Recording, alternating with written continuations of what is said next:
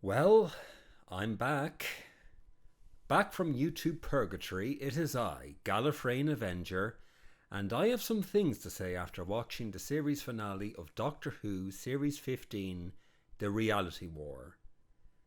It's interesting given how the resounding sentiment from my last video covering the first two episodes of the previous series were, "This is terrible, you didn't get it, it's obviously leading somewhere." I have a hunch those same people won't have the same levels of enthusiasm after this, but that's just me. In any case, Ncuti Gatwa has left the TARDIS and has been replaced by Billie Piper. Now, I know that technically there's precedent for this. Peter Capaldi's Doctor had a bizarre rationale for his face being based off of another of Capaldi's characters in the Fires of Pompeii, but from a completely meta standpoint, I can't be alone in the thought process that this is the Doctor Who equivalent of jumping the shark. Piper played Rose Tyler in Russell T Davies' original series revival, as I'm sure most people know, and given the romantic nature of the relationship between Rose and the Doctor, in universe this presents a lot of questions. But really, I think it's fair to say Davies has not moved on from his showrunner glory days and has recycled numerous elements from the original run. The Toymaker's Giggle is a rip-off of the Archangel network, no matter how desperately they try to lampshade it in universe. The opening of Space Babies is literally a rinse and repeat of The End of the World, and Russell's ability to write finales has not changed one iota. Actually, no, it's gotten worse. Empire of Death, the finale of the previous series, had some of the most baffling resolutions with Sutekh and Ruby's mother, and it's a similar story with the Reality War. The Rani has unveiled her plan to resurrect Omega to extract his DNA and create a new race of Time Lords, also revealing that Time Lords are infertile.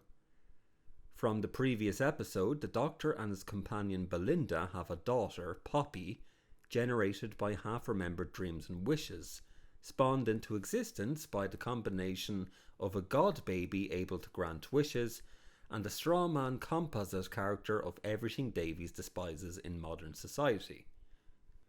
The plans to resurrect Omega go awry as the demonic embodiment of the ancient Time Lord devours the Rani, and the Doctor banishes him back to purgatory in the next 5 minutes. Lackluster to say the least. After that's been resolved, the focus zeroes in on Poppy. The Wish facade generated by the right-wing podcaster and the Wish baby is gradually fading away, and Poppy vanishes, with the only person who seemingly remembers is the Doctor's previous companion Ruby. She desperately pleads with the ensemble of good guys that she existed, which eventually prompts the Doctor to siphon his regeneration energy into the TARDIS control panel to recenter reality to bring Poppy back. No, really guys, this makes sense. Russell said so. The Doctor gets a surprise visit from Jodie Whittaker's Doctor, of all people, to give him validation before jump-starting the TARDIS. I can't see this as anything other than bait to provoke the critics of the Jodie era, especially as the hope was that Davies would retcon the Timeless Children when returning, but he upheld it instead. In any case, the Doctor blasts the TARDIS with regeneration energy, and it looks like it worked. Belinda and Poppy are safe and sound. The Doctor is not the father in this reality, the real one being notably absent. They reframe Belinda's pleas throughout the series to be brought home as wanting to be back with her daughter, who before the previous episode did not exist, but of course this will be chalked up to wibbly-wobbly, timey-wimey stuff after recentering reality. The Doctor bids farewell to Belinda and Poppy and then proceeds to regenerate into Billie Piper. I was at a complete loss after watching this. Russell is in arrested development writing and showrunning this programme. The sheer amount of wasted elements is especially frustrating. The most egregious example in my opinion is that RTD brought back Carol Ann Ford, the original actress of Susan Foreman, as a bait in this latest series. No further development or elaboration, just jangling keys. Rose Noble, the transgender daughter of Donna Noble, is literally just glorified window dressing in Unit. But she's the daughter of a fan favourite, so we must keep her around. And I have to say it, the two companions Ruby and Belinda are extremely one-dimensional. Both of their chemistries with the Doctor are incredibly surface level and rushed. Hell, they literally locked Belinda in a box for a moderate proportion of this last episode. Shows how much faith RTD has in his acting talent. Ncuti Gatwa's run as the Doctor will not be fondly remembered by me. This is not a knock at Gatwa himself, but the writing did not serve him well.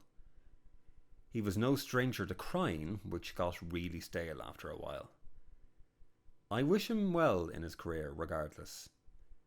As for the health of the overall show, your guess is as good as mine as to what the future holds. The ratings have reached all-time lows, so it would not surprise me if the show eventually gets cancelled, or at the very least goes in hiatus, as it did in the past.